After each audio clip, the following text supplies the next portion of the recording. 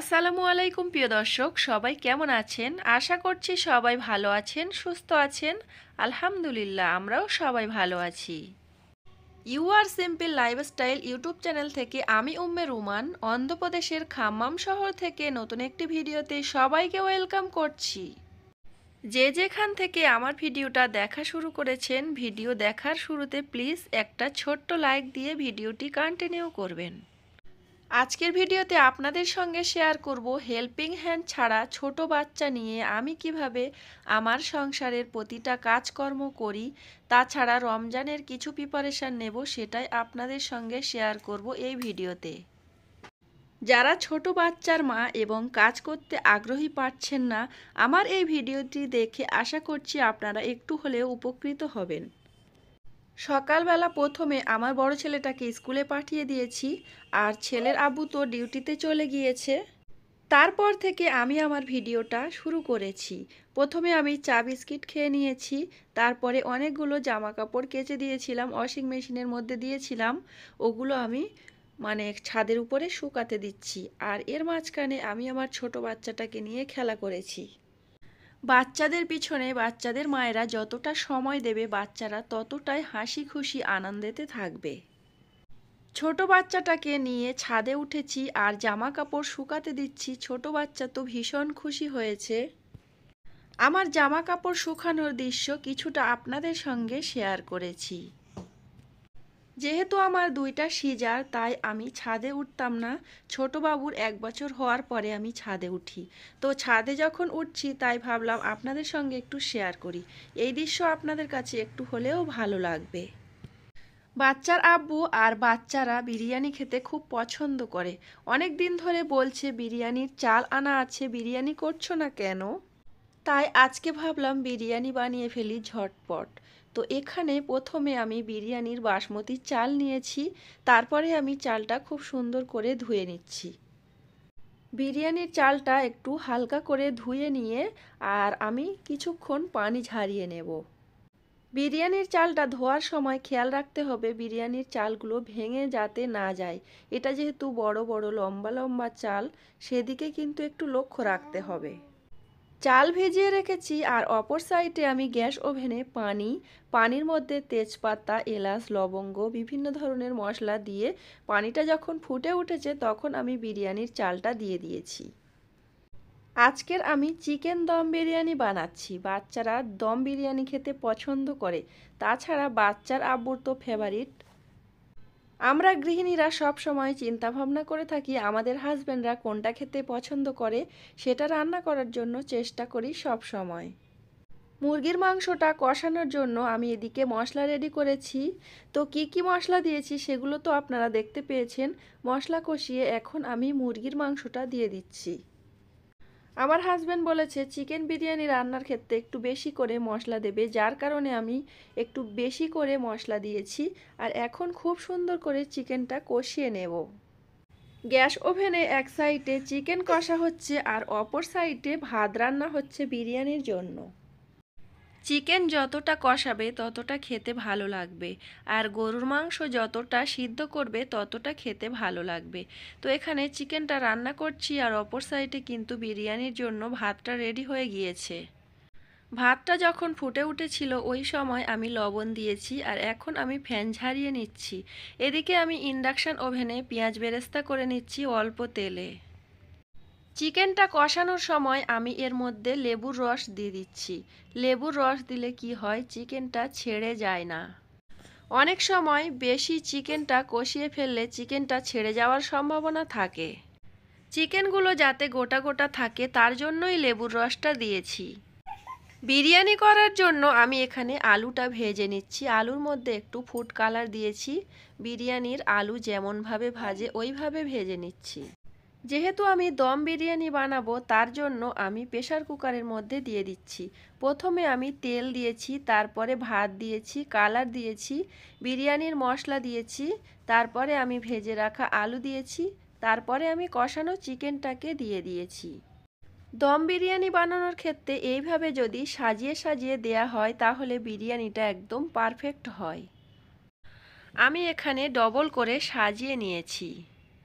সবশেষে আমি বিরিয়ানির ভাতটা দিয়েছি আর কালার দিয়েছি, তারপরে আমি বিরিয়ানির মশলা দিয়েছি। আর এই মশলাটা আমি সব সময় রেডি করে রাখি, কারণ আমার বাচ্চারা, আমার হাজবেন্ড বিরিয়ানি খেতে খুব পছন্দ করে। তো এর উপরে আমি কিন্তু পেঁয়াজ ভাজা দিয়েছি আর একটু দুধ দিয়েছি, আতর, গোলাপ পানি, এগুলো সব অল্প অল্প করে দিয়েছি। তারপরে প্রেসার কুকারের ঢাকনা বন্ধ করে দিয়েছি আর ইন্ডাকশান ওভেনে একটা সিটি দিয়ে নিয়েছি। যদি কাঠের আগুনে বিরিয়ানি বানানো যেত তাহলে কিন্তু প্রেসার কুকারে দেওয়ার কোনো প্রয়োজন হতো না আর সিটি দেওয়ার কোনো প্রয়োজন হতো না। আমি ইন্ডাকশান ওভেনে দমটা দিয়ে নিয়েছি প্রেসার কুকারে করে, খুব সুন্দর করে দম উঠেছে। আগে থেকে ঢাকনা উঠিয়েছি, তাই আপনাদের সঙ্গে আর শেয়ার করা হয়নি। এখন বিরিয়ানিটা পরিবেশন করে আমার হাজব্যান্ডকে খেতে দিয়েছি। প্রথমে আমার হাজব্যান্ড খেয়ে নিয়েছে, তারপরে আমার 2 বাচ্চা এবং আমি খাবো। আমার হাজবেন্ড বলেছিল বিরিয়ানি বানানোর জন্য রবিবার, তবে আমি সপ্তাহের মাঝখানে বানিয়েছি, তাই আমার হাজবেন্ড আগে খেয়ে নিয়েছে। উনি কিন্তু ডিউটিতে যাবে, তাই ঝটপট করে ওনাকে খেতে দিয়েছিলাম।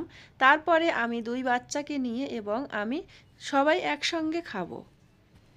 বাচ্চাদের খাওয়ানোর সময় এতটা বিরক্ত হয়ে যায় প্রতিটা মা, আমার কাছে এটাই মনে হয়। তো বাচ্চারা খেতে চায় না, তো ঝটপট করে তাকে খাইয়ে দেওয়ার চেষ্টা করছি। আমার বড় ছেলেটাও একা হাতে খেতে চায় না। আজকে যেহেতু বিরিয়ানি বানিয়েছি, তাই সে একা হাতেই খেয়ে নেবে। সেটা দেখে আমার ছোট ছেলেটাও একা হাতে খেতে চাইছে। তাকে চেয়ারে বসিয়ে দিয়েছি, আমিও নিয়ে নিয়েছি। একসঙ্গে সবাই খেয়ে নেব ভেবেছিলাম। খেতে বসে বারবার উঠে যেতে হচ্ছে ছোট বাচ্চাটাকে খাওয়ানোর জন্য। আজকের আমাদের চিকেন দম বিরিয়ানি বানানোটা আপনাদের কাছে কেমন লেগেছে অবশ্যই কমেন্ট করে জানাবেন। হেল্পিং হ্যান্ড ছাড়া বাচ্চাদের নিয়ে সংসারের প্রতিটা কাজকর্ম করা অনেকটাই কষ্টকর। তারপরও আমরা গৃহিণীরা সব কিছুতেই চেষ্টা করি যে কোনো কিছু যাতে অসুবিধা না হয়, সেই দিকে লক্ষ্য রেখে আমরা সব কাজ সামলে নিই। সামনে চলে এসেছে রমজান মাস। রমজান মাসের কিছু প্রিপারেশান নেব, সেগুলো আপনাদের সঙ্গে শেয়ার করব। তো আপনারা পুরো ভিডিওটির সাথেই থাকুন। রমজান মাসে ইফতারিতে খাওয়ার জন্য তেলে ভাজা সবজি ফ্রোজেন করা, তো এই সব আমরা আগে থেকে প্রস্তুত করে রাখি। রমজান মাসে আমাদের আরও কিছু প্রস্তুত আছে যেগুলো আমরা মুসলিমরা ভুলে যাই। আমরা যেহেতু লাইফস্টাইল ব্লগ ভিডিও বানাই, তাই ভাবলাম আপনাদের সঙ্গে একটু হলেও শেয়ার করি এগুলো। তো এই বিষয়টা আমাদের মাথায় রাখতে হবে যে আমরা মুসলিম। 5 ওয়াক্ত নামাজ পড়ার সাথে সাথে কোরআন তেলাওয়াত করা, এগুলো যদি আমরা একটু একটু করে এগিয়ে রাখি তাহলে রমজান মাসে কিন্তু আমাদের অনেকটা এগিয়ে যায়। দুপুরে খাওয়া দাওয়ার পরে ছোট বাচ্চাটাকে ঘুম পাড়িয়ে দিয়েছি আর বড় বাচ্চাটা একটু রেস্ট নিয়ে টিউশন চলে গিয়েছে। এখন খুবই হালকা হালকা শীত আছে, তাই ছোট বাচ্চাটাকে একটা পাতলা কম্বল গায়ে দিয়েছি। তারপরে আমি আসরের নামাজ পড়ার জন্য এখানে চলে এসেছি। বলেছিলাম না আমরা লাইফস্টাইল ব্লগ ভিডিওর মধ্যে সব কিছু দেখাই, তাই ভাবলাম নামাজ পড়া, কোরআন তেলাওয়াত করা, সেটাই আপনাদের সঙ্গে শেয়ার করব। 5 ওয়াক্ত নামাজ সব সময় আমাদের জন্য ফরজ। তারপরও রমজান মাসে আমরা কোরআন খতম দেওয়ার চেষ্টা করি সব সময়।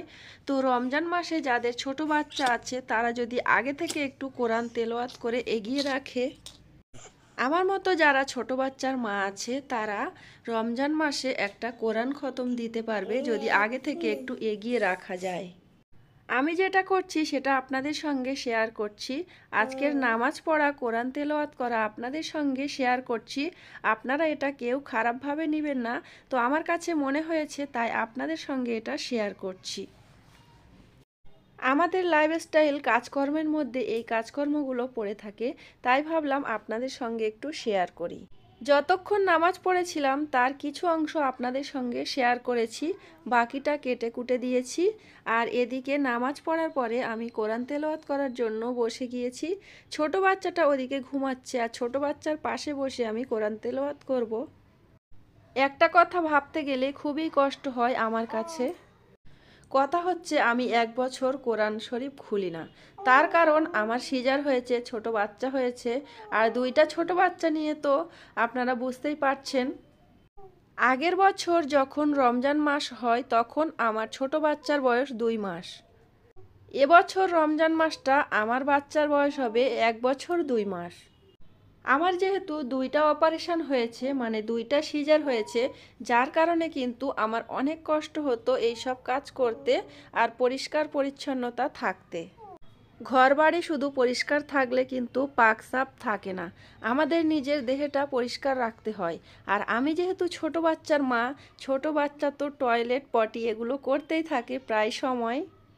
তাই চেষ্টা করেছি এখন থেকে আর সব সময়ের জন্য নামাজ পড়া এবং কোরআন তেলাওয়াত করা কন্টিনিউ রাখবো। আমি যেহেতু ইউটিউবে কাজ করি তাই ভাবছি এখন থেকে আমার আপুদের ভিডিওগুলো চালিয়ে ওয়াচ করে দেব আর আমি আমার কাজগুলো কমপ্লিট করে নেব। আসরের নামাজ পড়ে কোরআন তেলাওয়াত করেছি অনেকটা টাইম ধরে, তো সেগুলো আপনাদের সঙ্গে পুরোটাই শেয়ার করিনি, কিছুটা শেয়ার করেছি। তারপরে আমার ছোট বাচ্চা উঠে গিয়েছিল, তো আমি কিন্তু কোরআন তেলাওয়াত করে মাগরিবের নামাজ পড়ছিলাম, তখন আমার ছোট বাচ্চাটা উঠে গিয়েছে। ছোট বাচ্চা নিয়ে হেল্পিং হ্যান্ড ছাড়া সংসারের কাজ করা, নামাজ পড়া, কোরআন তেলাওয়াত করা, ইউটিউব করা কিন্তু অনেক কষ্টকর। তারপরও অনেক কষ্ট করে আমরা সব কিছু ম্যানেজ করছি। সবাই আমাদের জন্য দোয়া করবেন। বড় ছেলেটা টিউশন থেকে চলে এসেছে আর ছোট ছেলে তো খুবই খুশি। তো আমি এখানে অল্প করে পায়েস বানিয়েছিলাম বাচ্চাদের জন্য, তো এখন আমি 2 বাচ্চাকে খেতে দেবো। কিছুদিন আগে আমি ছোট বাবুর জন্য আলাদা করে খাবার বানাতাম, আর এখন যেহেতু একটু বড় হয়ে গিয়েছি তাই মাঝে মাঝে খাবার বানাই আর মাঝে মাঝে আমাদের খাবার দিয়ে থাকি। আজকের ভিডিওর মধ্যে সংসারের কাজকর্ম করা এবং রমজান মাসের জন্য কিছু প্রস্তুতি এগিয়ে রাখা। আশা করছি এই ভিডিওটি আপনাদের কাছে একটু হলেও ভালো লেগেছে। যাদের কাছে ভালো লেগেছে তারা অবশ্যই লাইক দিতে ভুলবেন না। যারা অলরেডি আমার ভিডিওটিতে লাইক দিয়ে দেখা শুরু করেছেন তাদেরকে জানাই অসংখ্য অসংখ্য ধন্যবাদ।